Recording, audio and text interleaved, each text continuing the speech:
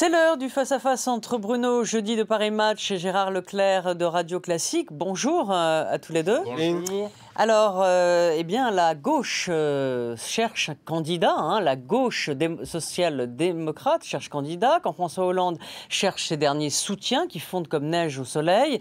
Hollande, comme il l'a confié, n'avait pas de bol avec le chômage, mais maintenant qu'il baisse, maintenant qu'il a du bol avec le chômage, eh bien, il n'a pas de bol avec le livre qu'il a accordé aux 2 journalistes du Monde. Un président ne devrait pas dire ça et qui fait des dégâts. Ça semble avoir ruiné, dans le fond, les infimes chances de Hollande d'être candidat. Mais vous connaissez tous les deux l'optimisme de François Hollande. Il pense sûrement que ça va s'arranger, non ? Ah oui, il le pense sans doute. Il pense toujours que peut-être que ce n'est plus un trou de souris, peut-être que c'est un chat dans l'aiguille. Mais c'est vrai que, vous le dites, ce qui est incroyable, c'est peut-être pas finalement, c'est moins le livre, mais c'est plus, le livre est le révélateur de socialistes qui tout à coup se disent, depuis la rentrée on voit bien, il n'y a aucune chance non seulement que François Hollande soit qualifié pour le second tour, mais même peut-être qu'il gagne la primaire, ce qui évidemment rend tous ces socialistes complètement paniqués à l'idée de voir peut-être leur camp passer sous les 15-12%, ce qui évidemment derrière entraînerait des législatives catastrophiques et moins de 40 députés socialistes lors de la prochaine législature. Oui, Gérard, pourtant ce chômage baisse. Il y a 1,6% de chômeurs en moins en septembre, donc cette baisse, elle se confirme. Oui. Et cette courbe, il la tient. Alors que c'était quand même depuis le début, il dit j'irai si j'ai des bons résultats, et il commence à en avoir. C'est quand même... C'est un petit pied de nez de l'histoire. Effectivement, incontestablement, là, les chiffres, je crois que personne ne peut le nier, sont bons. 66 000 de moins en un mois, même si le fait de chaque mois de s'arrêter sur les chiffres d'un mois, c'est absurde, parce qu'on sait très bien que c'est beaucoup plus compliqué que ça, le chômage, qu'il y a des mois où il y a moins de jours ouvrables, qu'il y a des radiations ou d'autres, etc., etc. Mais la tendance, en tout cas, est bonne, c'est indiscutable. Il y a 90 000 chômeurs de moins depuis le début de l'année. Le problème, c'est que c'est trop peu, trop tard. Trop peu parce que sur l'ensemble du quinquennat, il y a quand même 600 000 chômeurs de plus, même si la population française a augmenté. Donc le taux de chômage, effectivement, à l'arrivée sera à peu près le même. Mais c'est pas ce qu'on attendait du président de la République en 2012. C'est-à-dire on voulait qu'il fasse baisser le chomage. Il n'aura pas fait baisser le chômage. Et puis, ça arrive trop tard parce que il y a tout le reste. Il y a eu effectivement ce livre, il y a les mouvements des policiers, il y a eu toutes les déconvenues et l'image du président qui a trinqué la loi El Khomri, la déchéance de nationalité. La loi El Khomri, je ne le mettrais pas forcément passif, parce que je pense que c'était une mesure qu'il fallait prendre. Oui, mais c'est la gauche qui s'est rebellée contre la gauche. En tout cas, il n'a pas fait passer le message, je suis d'accord avec vous, auprès de ses troupes.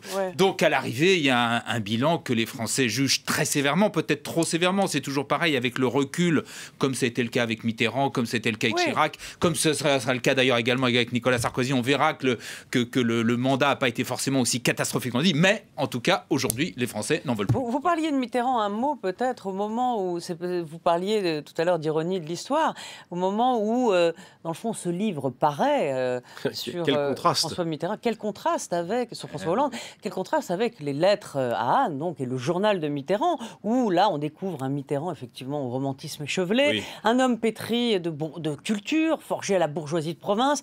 Donc, ce basculement, on est passé d'un siècle à l'autre, d'un président qui savait être... on va dire, en majesté dans sa fonction. Oui, de toute façon, aujourd'hui, il y a une totale réécriture de la période mitterrandienne. On en retient maintenant que les bons côtés et on en oublie la façon comme on l'a fait avec le président, mais on le fait quand même assez facilement avec Mitterrand, parce que c'est aussi, ça reste quand même... Chirac disait que ça avait été le dernier président. C'est Mitterrand qui disait les autres derrière moi ne seront que des comptables. Oui, mais Chirac le lui avait dit. Et Chirac le lui avait dit. Je crois quand même que s'il y a quelque chose à tirer finalement de cette période où on voit François Hollande se perdre en multipliant des livres et des confidences plus ou moins sérieuses à des confrères, on voit surtout la formidable capacité de François Mitterrand à cultiver le secret, à cultiver le mystère autour de sa personnalité, qui en faisait, qui augmentait son leadership sur son camp, là où François Hollande aujourd'hui est piétiné tous les jours dans son camp, jusque maintenant. maintenant ses proches qui le lâchent. Et dans le livre, il dit qu'il a au fond maximum 5 personnes sur qui il peut compter. Ça fait quand même pas beaucoup pour faire une campagne présidentielle. C'est vrai. Alors, pour l'instant, donc la gauche cherche candidat. L'hypothèse V, l'hypothèse Valls. Le plan V. Le plan V. Le plan V, après le plan B, après le plan... on ne sait plus quel plan. Il y a eu le plan T aussi, Taubira. Il y a eu le plan S, Ségolène. C'est paumé. C'est très compliqué pour Manuel Valls, d'une part parce qu'il est toujours Premier ministre, qu'il ne veut pas prendre les habits de Brutus comme l'a fait Macron. Ah bah oui, mais là, ce serait différent. Oui, mais donc c'est très compliqué pour lui, parce qu'il faut à la fois qu'il avance un peu ses pions, qu'il fasse passer le message, qu'il est prêt si François Hollande n'y va pas, ce qui commence à devenir une hypothèse quand même de plus en plus crédible, parce que vu les chiffres de François Hollande, 4% de popularité et 9-10 points dans une premier tour d'une présidentielle, ça devient très très compliqué. Donc Valls doit avancer l'idée, faire progresser cette idée que lui peut être le candidat. Oui. Et en même temps, c'est très compliqué parce que il est quand même tenu lui aussi par un bilan, tenu par des déclarations précédentes. C'est lui qui disait il y a deux gauches irréconciliables. Maintenant, il dit il faut tous se rassembler, Arnaud, etc. Vous voyez, c'est très compliqué. Et surtout qu'en même temps, il garde quand même sur un certain nombre de points sa raideur. Par exemple, sur Notre-Dame-des-Landes, au moment où il dit il faut que toute la gauche se rassemble, etc. Il dit oui, mais on va faire Notre-Dame-des-Landes. Ce qui, bien évidemment, hérisse à la fois les écologistes et même dans son camp, des gens comme Ségolène Royal. Donc, vous voyez, c'est compliqué pour lui. Oui, c'est d'autant plus compliqué que... Alors bon, évidemment, elles valent ce qu'elles valent, mais les enquêtes d'opinion et les sondages présidentiels notamment montrent que finalement, Manuel Valls ne ferait pas mieux au premier tour que François Hollande. Dans le Figaro. Dans les deux sondages qui sortent, celui du le Sofres Figaro et l'IFOP Match. Quatrième ou cinquième, et l'IFOP Match, en gros, il n'est pas qualifié au premier tour. Et pire, il est derrière Jean-Luc Mélenchon. Donc, en gros, le plan V ou le plan H... Bah parce qu'il y a un souci pour Manuel Valls, c'est un autre souci, c'est Emmanuel Macron, bien évidemment, qui est à peu près sur un positionnement qui n'est pas très éloigné de lui. Exactement. Donc ils sont deux sur le même positionnement. Sur le même créneau, donc le plan M peut éventuellement marcher, mais enfin pour l'instant... le plan M, ça pourrait marcher, sauf Macron. Que sur la durée, on voit maintenant que, maintenant qu'il a quitté le gouvernement, que plusieurs semaines se sont déroulées, il commence un petit peu à baisser dans les sondages, simplement parce que Macron, il a construit cette popularité et sa notoriété soudaine, parce que c'est quand même quelqu'un qui est neuf dans le paysage politique. Pour le coup, c'est le vrai renouveau, Macron. Il a construit ça sur une popularité qui repose à la fois sur beaucoup de gens de droite et assez peu de gens de gauche, et du coup, quand il est testé dans une présidentielle, il se retrouve pris dans cet étau, c'est-à-dire que les gens de droite, ils retournent vers leur camp naturel, les gens de gauche, ils sont réticents à l'endroit de Macron. Résultat des courses, Macron, il fait pas tellement mieux que... J'allais dire, le plan M, c'est pas tellement mieux que le plan H et le plan B. Surtout, le problème de Macron, c'est que c'était à la limite, peut-être, ça paraissait très compliqué, parce qu'effectivement, il n'a pas de troupe derrière lui, etc. C'était éventuellement jouable face à Nicolas Sarkozy, c'est-à-dire face à une droite très dure.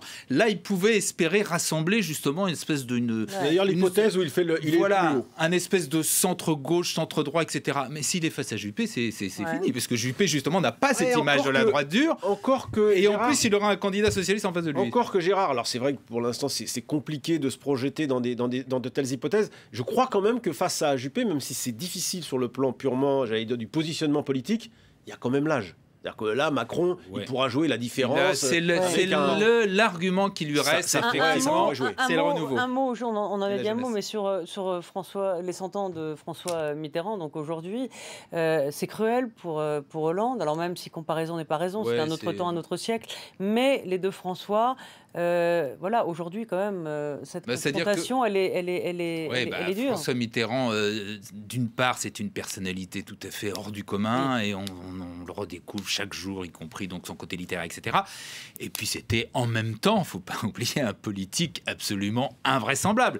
Et ce que disait Bruno tout à l'heure est tout à fait vrai, c'est-à-dire que sous Mitterrand, on n'imagine pas le Parti socialiste partir dans tous les sens, des gens. C'est ce qui tenait son parti, il tenait son son camp. Ouais.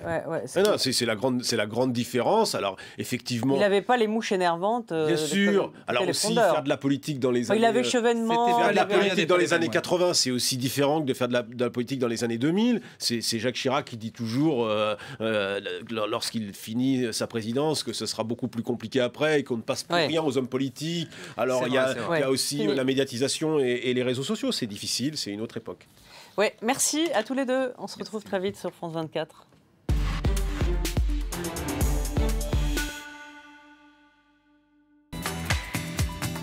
Le Paris des Arts, présenté par Valérie Fayolle.